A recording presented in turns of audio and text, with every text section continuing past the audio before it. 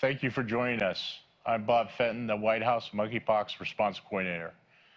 Today, Secretary Becerra, Deputy Coordinator Dr. Dimitri Daskalakis, Assistant Secretary O'Connell, and I will provide an update on the administration's effort to distribute vaccines quickly to places that need them, to help states, localities, and providers get shots in arms, and to partner with jurisdictions and LGBTQ+ leaders on the ground to meet impacted communities where they are with vaccinations and information.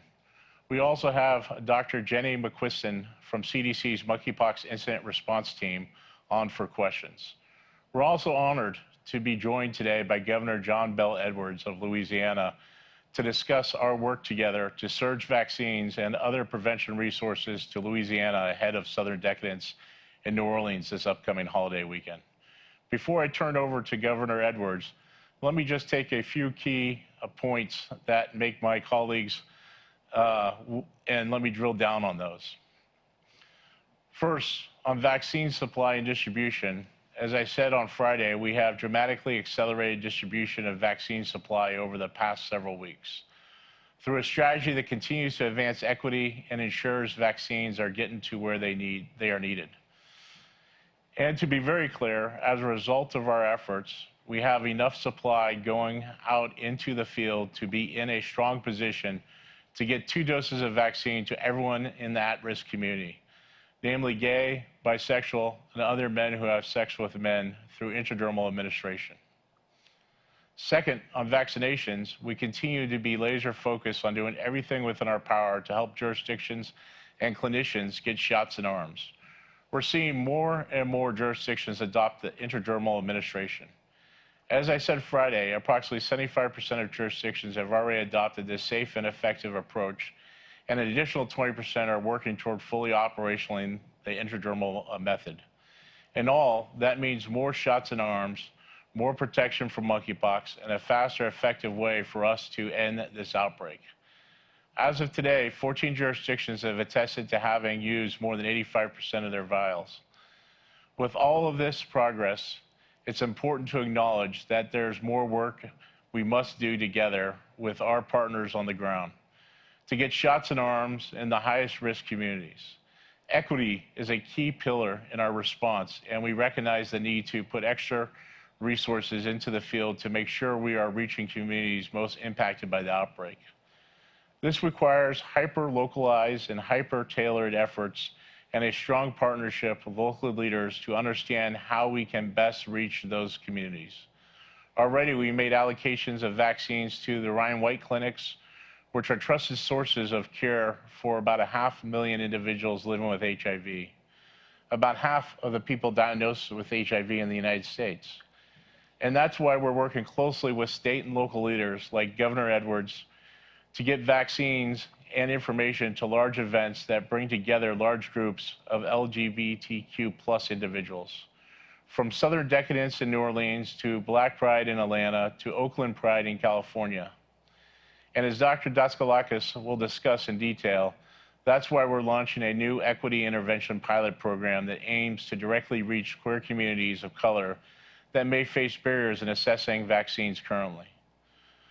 Through this new pilot program, we'll provide vaccines to health departments, specifically for smaller scale community-based vaccination efforts that leverage the deep relationships that organizations already have on the ground in these communities. Because we know every shot matters, and we're not going to stop until we can reach at the highest risk of contracting monkeypox with the information and vaccines they need to protect themselves. With that, let me turn over to Governor Edwards to talk more about vaccination and prevention plans around Southern Decadence this weekend.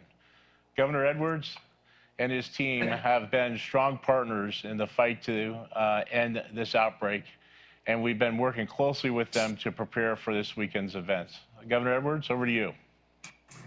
Thank you, Bob. I appreciate it. And you're exactly right. Several weeks ago, I called you to make sure that this event was on your radar. It already was. And in fact, you had already started communications with folks here in Louisiana. And so I want to thank Dr. Walensky because she's personally made calls into Louisiana and talked to some of our healthcare professionals, but also Dr. Daskalakis as well, who is no stranger to New Orleans, and he's been helping us here for quite some time. And of course, I want to thank Secretary Becerra too.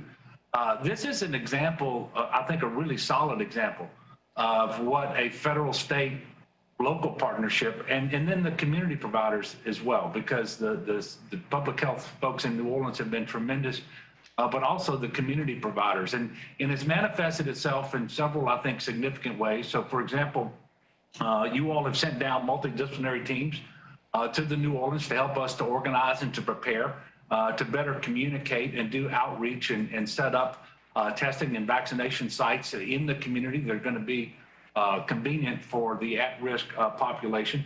At our request, you sent down additional doses so that we could administer more vaccines, both to residents and to visitors around Southern Decadence Festival. 6,000 doses. We thank you so much. And with respect to testing, you all are going to pilot a mobile testing facility here around the Southern Decadence Festival too. So we really appreciate that.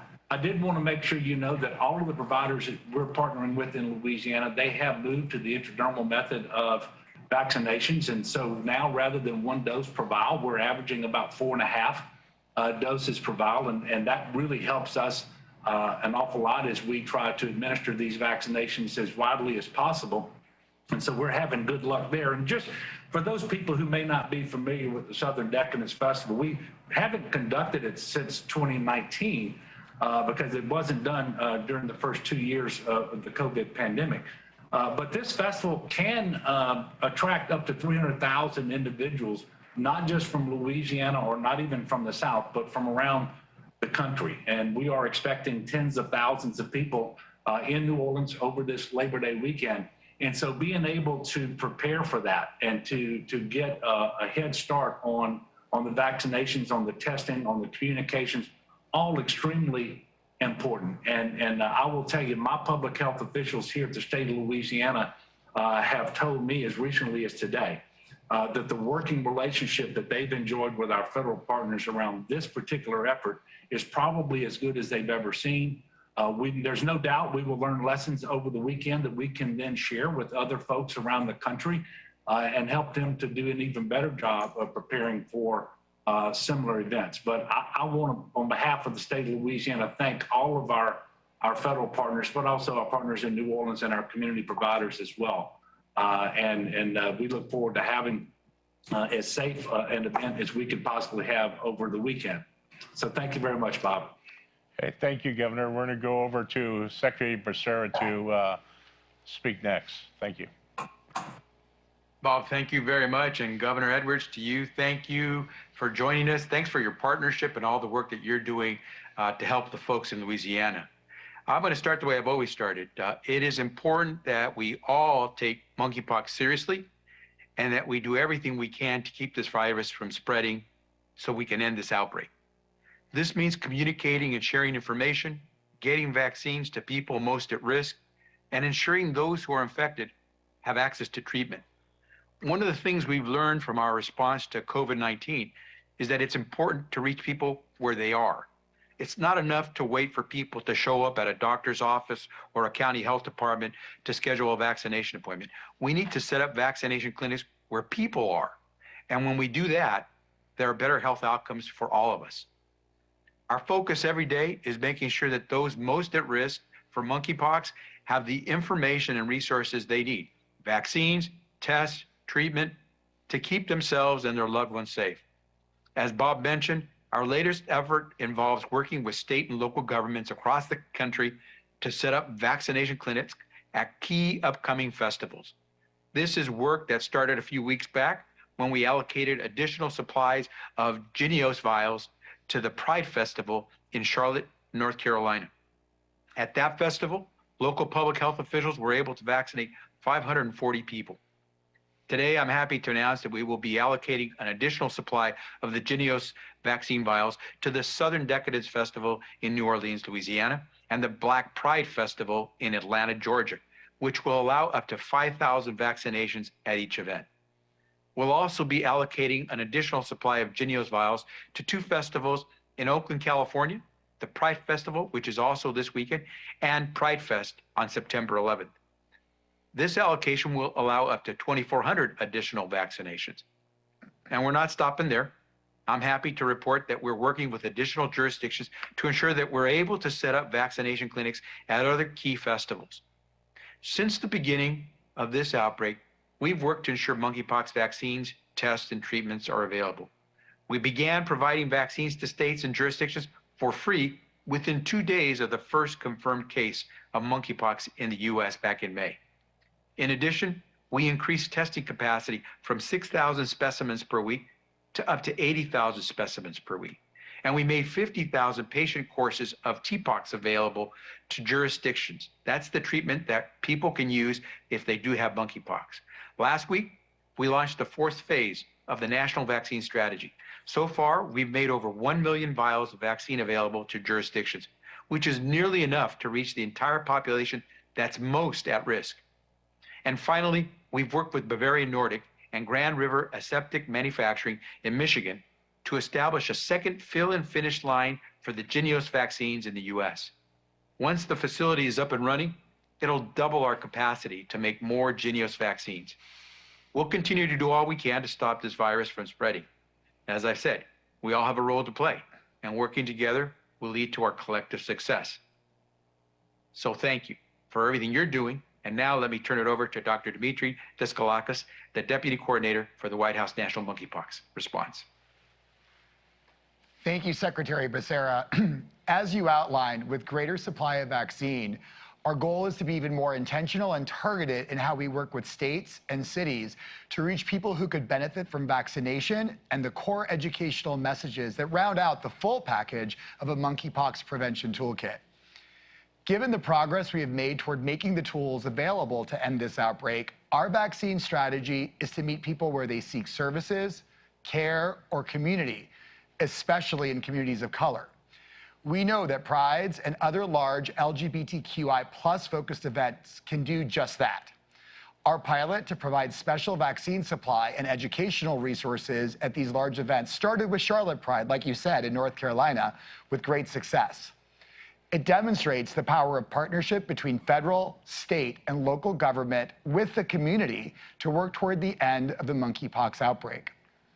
As we approach Labor Day weekend, we responded to local governments and the community to provide additional vaccines for Black Pride in Atlanta and Southern Decadence in New Orleans.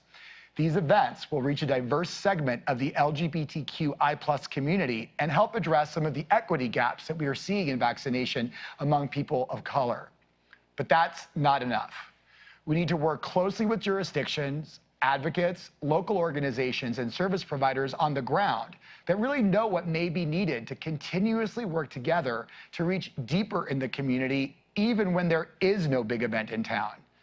So that's exactly why today we're announcing an equity innovation pilot that earmarks an additional 10,000 vials of vaccine for smaller equity interventions that are identified by jurisdictions. This is an exciting new program that is directly based on our conversations and collaboration with local leaders and groups on the ground about what they may need to reach their communities. Jurisdictions that have used more than 50% of their delivered vaccine qualify for an allocation of vaccine to support up to 5 smaller equity interventions that reach populations that could benefit from monkeypox prevention. So what we mean by an equity intervention is what works in your state, county, or city to reach people who we may not be reaching, especially people of color and members of the LGBTQI+ population. What it means is it can be working with a specific group or venue that reaches the right people for monkeypox prevention. Once these innovative strategies have been reviewed by CDC, vaccines will be supplied to jumpstart these ideas and accelerate reach deeper into communities. We know jurisdictions have already centered equity in their work, but we want to provide additional support to foster even greater innovation in vaccine outreach and education of the communities most at risk. This allows jurisdictions to try out new strategies that will better reach communities of color and others overrepresented in the monkeypox outbreak. So great examples include providing vaccines to clinics and organizations not yet reached by current supply, vaccinating at smaller, high-impact events, and placing vaccine in new places, like pharmacy-associated clinics that might be less stigmatizing places for some to walk in to seek vaccine. So an example that we heard from DC is that using pharmacy-associated clinics actually resulted in significant improvements in vaccine equity. This allows others to explore similar innovation, working with new organizations, reaching new communities, leveraging new venues, and addressing trends in the local epidemiology of monkeypox through innovative strategies will help states and cities to better place vaccine where people are and address some of the stigma and barriers that have slowed access for some.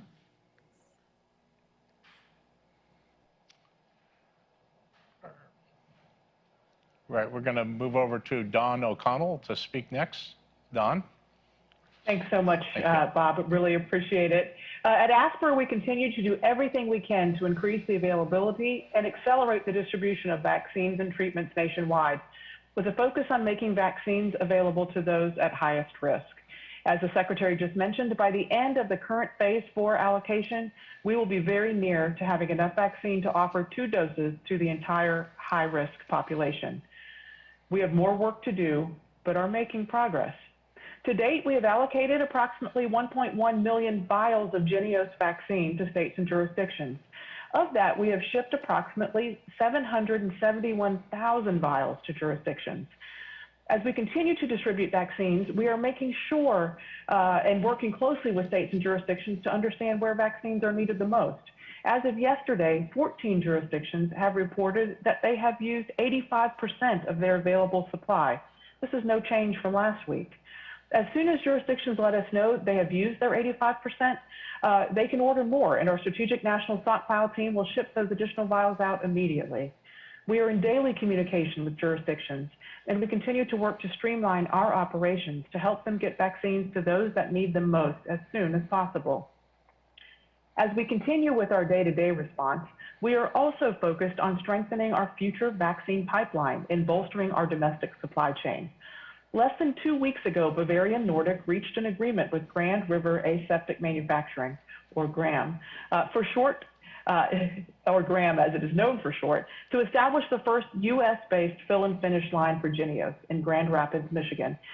Yesterday, ASPR's Biomedical Advanced Research and Development Authority announced an $11 million investment in GRAM to purchase additional equipment necessary for JYNNEOS production and recruit and train about 75 additional staff to operate the line. I had the pleasure of traveling to Grand Rapids yesterday, where I met with company officials and saw firsthand the progress being made to stand up the new line. In addition to the financial backing, we are providing technical assistance to the Bavarian Nordic and GRAM teams, making sure they have access to all the necessary materials, facilitating connections where needed, and helping clear any roadblocks or hurdles to getting this capacity online as quickly as possible. We anticipate the Michigan line will be up and running by the end of the year, doubling the current capacity to fill and finish the JYNNEOS vaccine. Our message to jurisdictions continues to be, if you need vaccines, if you need treatments, or if you need support for your local response, please let us know immediately. And with that, I'll turn it over to you, Kevin. Thanks so much, Don. First question, let's go to Jeannie Bauman at Bloomberg. Hi, thanks so much for taking my question. I was wondering, what you're doing at CDC to sort of collect data on, vaccine administration. I know you said that the intradermal is safe and effective, but, we're going to have some real world evidence. And I didn't know if at some of these big events, you're going to be, collecting that data and have a way to sort of do follow-up to see if there are any reactions or adverse events. Thank you. Yeah, let me have Dr. Jenny McQuiston from CDC answer that question. Hi, thank you.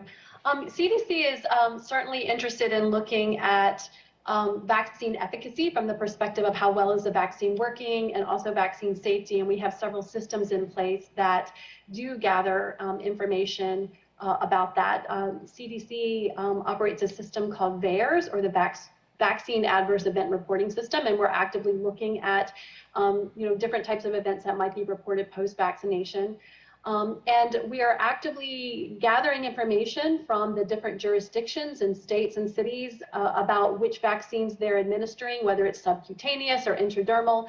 And we're gathering those data now as we speak. If you look on the CDC website, you're going to start to see a lot of information about vaccine administration.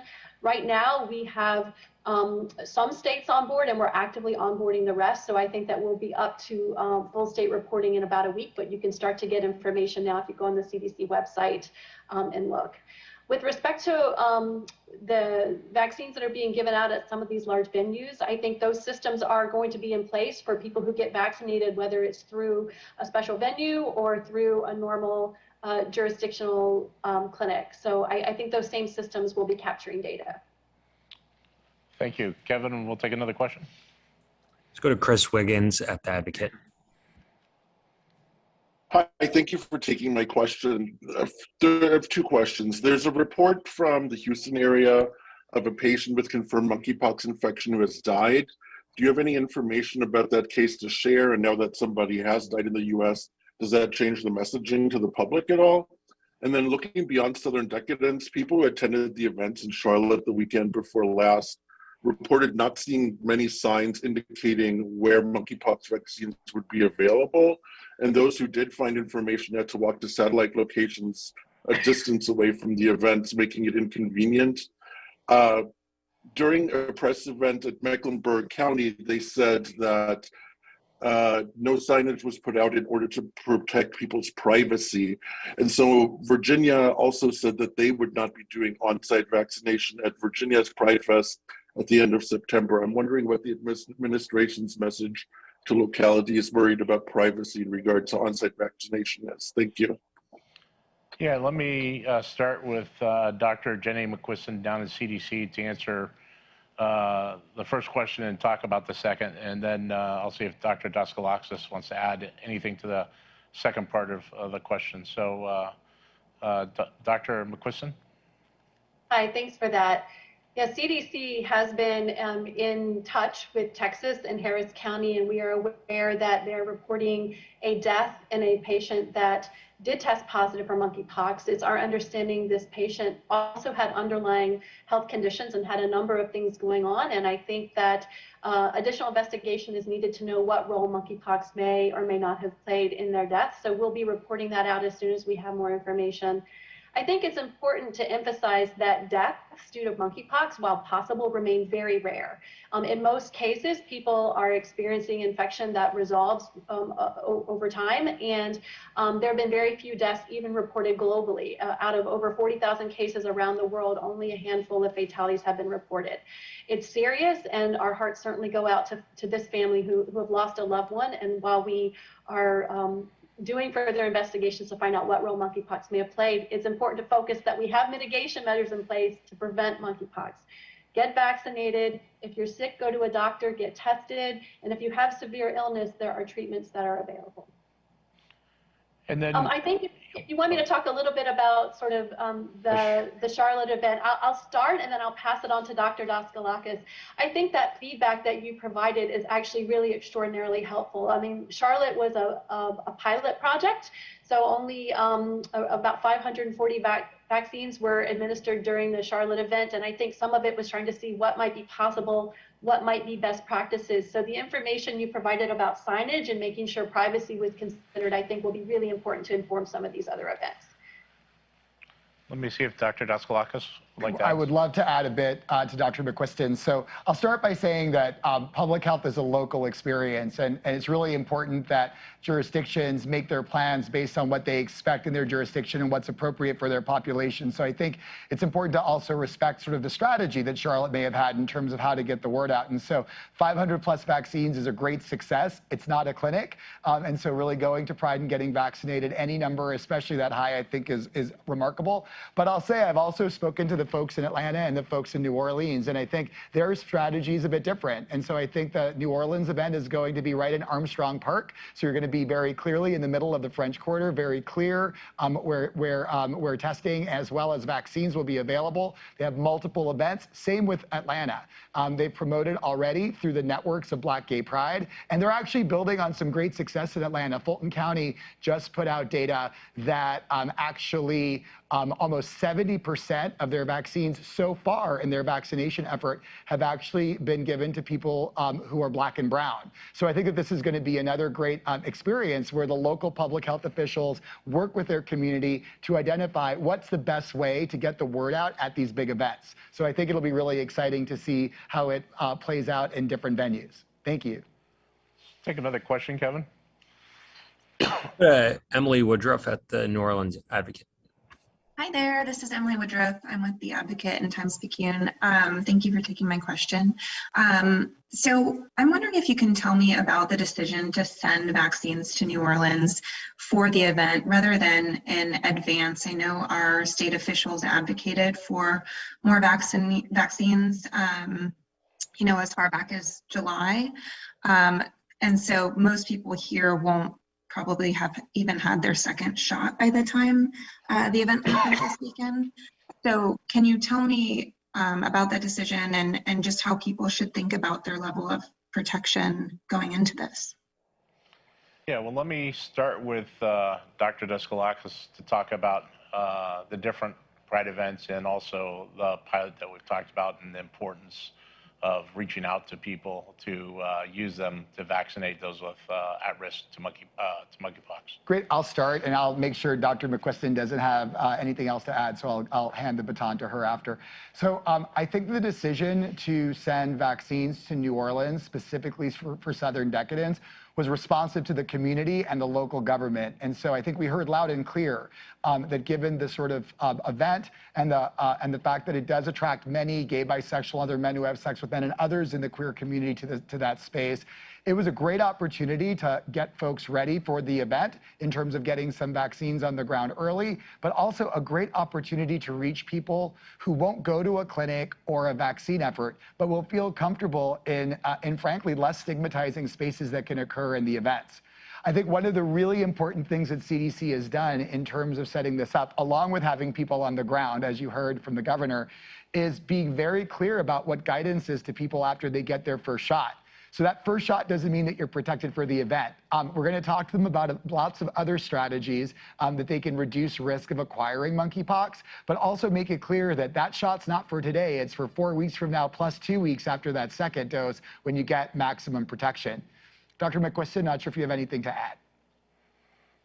I think the only thing I would add is, yes, we certainly had a request from Louisiana with asking for large amounts of vaccine, some time ago. But I think it was actually the interagency decision to move to intradermal dosing that freed up enough doses that we could begin to plan a much larger strategy and knew that we had enough to provide. And so I think that that is one of the reasons why perhaps the vaccine is coming out now for Louisiana rather than in July. So we just wanted to flag that. Thank you. Kevin, we'll take another question. Let's go to Fennett with the Washington Post. Hi, can you hear me? Yeah, we hear you. Dimitri, can you expand more on how this equity-focused vaccine distribution is going to work? You mentioned how it would apply for up to five interventions. What kind of interventions are we talking about here? Great question. So it's going to be very similar to the allocations for the large events. It just will allow jurisdictions to work with their community to identify a handful, a little package of interventions and equity strategies that may work for them. So I gave some examples. It can be really in the eye of the beholder. Again, what happens on the jurisdiction level really involves that important community engagement and figuring out what will work in their space. So it means letting the CDC know what that plan is, having them review it, and then providing an allocation to address what the vision is. So there's lots of examples. So it can be working in specific venues, specific communities, For instance, like thinking about like the house and ballroom community is one example, is like one strategy that could be great. It attracts a lot of younger folk who are Black and brown, so it could be a great strategy to sort of connect with that community. Those tend to be smaller events and won't hit the threshold of 50,000. So it's really a way to extend the equity plan to not only look at these larger events, but also more local, smaller events. Kevin, we'll take another question. Go to MJ Lee at CNN. Hi, thank you for taking my question. I had two. The first is on funding. I was wondering if you could give us an estimate on how much funding the administration estimates that it needs to do everything that it needs to do to try to contain monkeypox, and whether there is going to be an official request that is made to Congress, and whether that's also just sort of complicated by the outstanding request for COVID funding. And then I had a follow-up on Southern decadence, and particularly I'm interested in hearing from the governor. You had talked about actions being taken to get vaccines to some of the attendees, but obviously, as you've talked about, there are 2 doses that are necessary. There's a lag time before you get full immunity from the vaccine. So just wondering if you could talk to us a little bit about what went into going ahead with the event anyway and risk an outbreak, and whether there was any consideration given to canceling the event this year. Thank you. Yeah, thank you for those questions. We always want to ensure that we have the resources needed to respond to this event and continue discussions to ensure that those resources will be there through ongoing discussions with Congress and the administration. Let me turn it over to Secretary Becerra to speak specifically to HHS and anything he wants to add around that area, and then we'll turn over your second question to both CDC and Dr. Daskalakis. Thanks, Bob, and may I ask ASPR Administrator Don O'Connell to add a little bit as well. But what I'll tell you is that we continue to try to stay apace, stay ahead of what is needed in the various jurisdictions so we can make sure the distribution works for them in partnership. And what we've done is stayed in communication with our congressional partners to try to keep them abreast of the needs to keep this effort going, to be able to stop the spread and end the outbreak. And so what we're going to do is continue to communicate with Congress. We have different scenarios that have been played out. You can discuss the pool of individuals who might benefit from the vaccine. That could be any large number of different types of populations. Obviously, those highest at risk are those that we're targeting first and foremost. But what we're doing is, in conversations with Congress, is trying to make sure that we can stay ahead of the monkeypox outbreak. But let me see if Don wants to add anything to that. Thank you so much, Secretary. So our focus and priority remains making sure that we have the tools to end this outbreak as quickly as possible. And if we were to receive additional funding, among the things that funding might go to are additional purchases of vaccine, additional purchases of TPOXX, making sure that we have the antivirals and the vaccine available for those populations that might need it. And we can use these tools to end the outbreak as quickly as possible. So we're continuing to look across what those budget numbers might be and plan accordingly. Thank you. Let's go to CDC to talk about Southern decadence, and I'll have see if Dr. McQuiston could add to the decision to support that effort. And obviously, it's a local decision to put on Southern decadence. What we're doing is supporting it, but she could talk about more of the risks there and our efforts to support. Thanks so much. Yeah, it is definitely a local decision whether or not to put on an event like this. And unfortunately, I think the governor was not able to be on for the full press conference. But what I can speak to is that from a CDC perspective, we really look at this as an opportunity to reach individuals that need information about monkeypox, how to keep themselves and their loved ones safe. And so that's the spirit in which we're leaning into the engagements that we're having here. So not only getting vaccine to people who might not have had it yet and would benefit from it, but making sure that the education measures, all of the information that they need to stay safe is something that can be provided along with it. So it's an opportunity to meet people where they are. And one of the things that was discussed, it's also an opportunity to reach those who might not have equitable access to vaccine in where they live and where they're able to access care normally. So Dimitri, I'm sure you have something to add to this. Thanks, Jenny. I'll just add that I think clear messaging is really the cornerstone of how this outbreak has been approached, specifically to gay, bisexual, and other men who have sex with men. And regardless of the event, knowledge is power to allow them to make decisions that will help them prevent transmission or acquisition of monkeypox. And so I think we have really good evidence, as an example, from a morbidity and mortality weekly report that was released last week that showed that gay, bisexual, and other men who have sex with men are actually taking steps in their behaviors to reduce risk. And so it's less about the event and about the people and their dedication to really trying to keep themselves and their community safe. And we're seeing clear signals that, that this community is doing that. Plus, with vaccine availability, this is a fabulous opportunity for individuals to get their first dose. So all in all, I think that the decision is local, but at the end of the day, I think that the community, is speaking with their feet, asking for a vaccine, as well as with their actions, reducing some of the behaviors that could lead to acquisition of monkeypox. Kevin, we'll take another question. Last question. Let's go to Sabrina Wilson at Fox in New Orleans. Do you hear me? Yeah, we hear you. Yeah, so with all vaccines, of course, you guys know better than I do that there's a lot of hesitancy. So how do you get people to embrace taking the shots? Let me first start with CDC and Dr. Quiston, and then I'll ask Dr. Daskalakis to add to that. No, I appreciate that. The monkeypox vaccine experience has been one that has been quite surprising to me personally at CDC.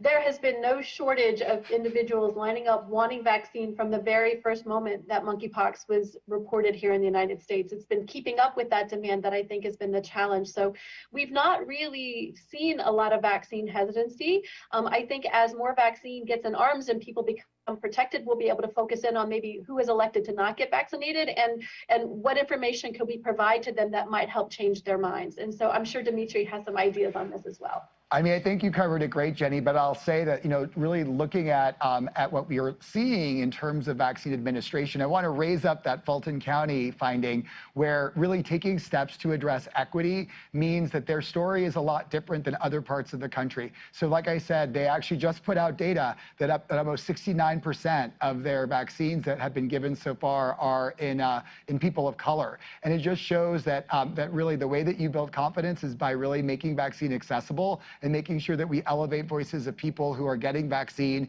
and speak to the community. So I think that really our next chapter here is not about vaccine hesitance, but about vaccine confidence and making sure that we build in systems that really improve equity and make sure vaccines are getting not only in arms, but in arms of people who really need it. With that, I want to thank you for joining us today, and especially thank Governor Edwards for joining us today. And all the questions as we work together through federal, state, and local government to ensure that we vaccinate those at highest risk. And today's briefed equity events will also do that. So thank you. Have a good day.